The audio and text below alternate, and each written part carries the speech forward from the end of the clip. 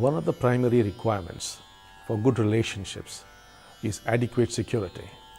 If there is insecurity, conflicts are sure to erupt. Financial security is a very important contributor to the sense of stability anyone experiences. That's why whenever there is a financial deficit, the resultant fear and insecurity has a tendency to show on relationships. In order to handle the situation, you need to understand the second spiritual law that governs destiny, the law of emotions. The universe says, you manifest what you fear, you manifest what you hate, you manifest what you love. Firstly, let us understand the difference between thoughts and emotion. Thoughts are random occurrences that don't really hurt you. They need not scare you. They don't have such force behind them. Emotions, on the other hand, are thoughts packed with intensity. Thoughts that are repetitive. So what we are dealing with here are emotions and not stray thoughts. You manifest what you fear, says the law. Fear is a primal emotion. You could also say it is the mother of all other painful emotions. Jealousy is the fear of being overtaken. Anger is the fear of not knowing what else to do. Hurt is the fear of being ignored or insulted. One could go on endlessly.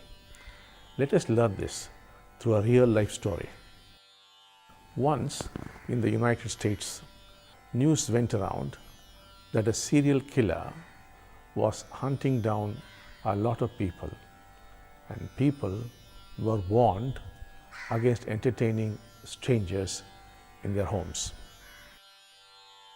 Totally oblivious of all this was an old lady who lived in the suburbs of a town all by herself. It was a rainy evening, and all of a sudden, someone walked through her door. Woken up from her peaceful slumber on her armchair, the old lady noticed a man standing in front of her, armed with a club and all wet. She looked at him through the candlelight and said, "Son, you must be cold and wet. Warm yourself." The man was confused for a few moments, but dropped his club and sat near the fireplace. The lady again said, "You must be awfully hungry, son. Go into the kitchen and help yourself." He hogged the food that lay on the table and ran out into the night with the club in his hand. He ran across the street and broke into the next house.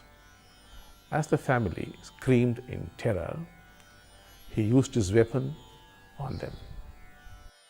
Why do you think his responses were so drastically different?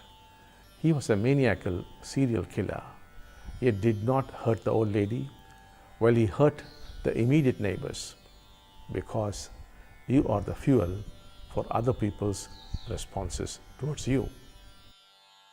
Since the old lady had no fear, the serial killer could not hurt her, while the ones who were terrified got themselves killed. Though this is an extreme example, the principle holds good in everybody's life. You attract events and people you fear.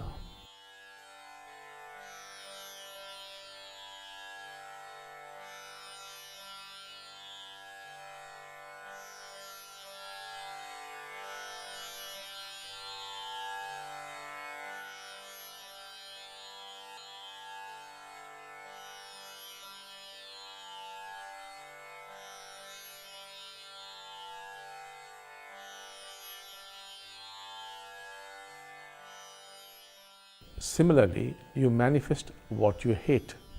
Hating verbal abuse over years, you indulge in it. How many times in life you have had to bite your tongue for being and doing exactly the same things you opposed and hated? If hate is the energy you let loose into the universe bounces it back at you. However, the law also says you manifest what you love. If you love, you dream, you envision something, the universe would go all out to give it to you. Most often life takes a downturn when your love and passion takes a downslide. Instead of investing energies on hate, invest in love. Instead of being afraid of conflict, love peace. Instead of hating poverty, love wealth. But how do emotions that are the mere result of biochemical reactions in your brain gain such force? Emotions that are not acknowledged and accepted by you in the course of your life get accumulated in the deeper layers of the unconscious. And anything that is rejected comes back with a vengeance distorted. That is why when people indulge in regular unpleasantness in their family, their problems complicate even more. It becomes a catch-22 situation. More problems, hence more fights, and hence more repression, and so on and so forth.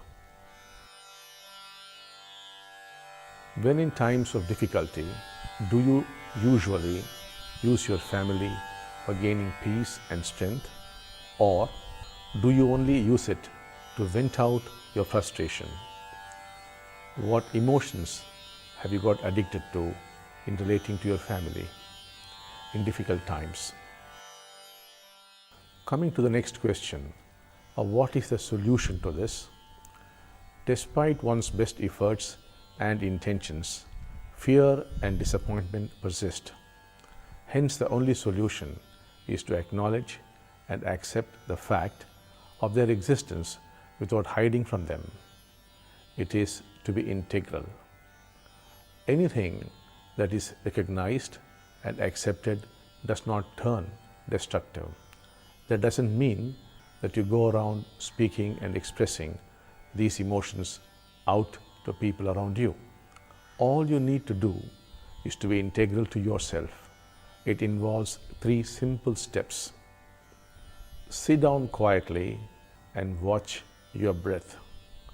Move into a space of peace and relaxation. Acknowledge the emotion, be it fear, hurt, or hate. Say to yourself, yes, I am hurt, I am afraid, or I am angry. It's okay. An inner affirmation of the truth helps you accept and embrace yourself. This practice could be done anytime by anybody whose emotions are blocked or life is moving in a retro direction, to steer it back to abundance and fulfillment. You could, if your family culture permits, sit together for prayer in moments of stress. It would prove to be a tremendous energy booster and would invoke divine grace into life.